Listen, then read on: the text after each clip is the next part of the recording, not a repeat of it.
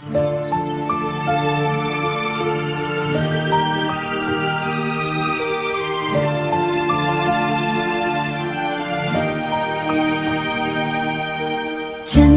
रे मोर चंदा काबरेत का दूर तुर जोत मन चमक थे मुरमया भरपूर।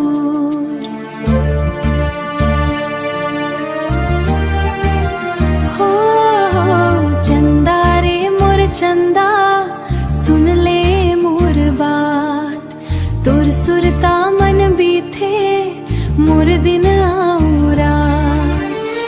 रात अंधियारी हो जा जब नहीं दिखसते आँखी में सपना बन के हर रोज आवसते। तारा मन घेर लेते आकाश के डार तोर बर गावत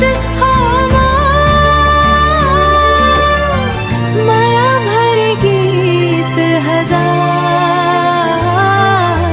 चंदा रे मोर चंदा काबरेत का दूर तुर जोत मन चमक थे मुरमया भरपूर।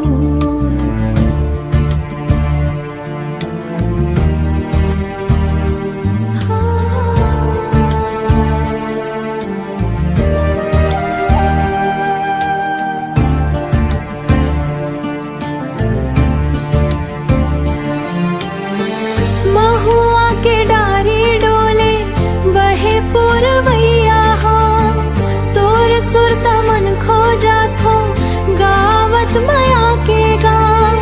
नदिया के पानी कही थे माया रख संभाल तोर संग जिए बर मोर दिल होगे बेहाल तोर संग जी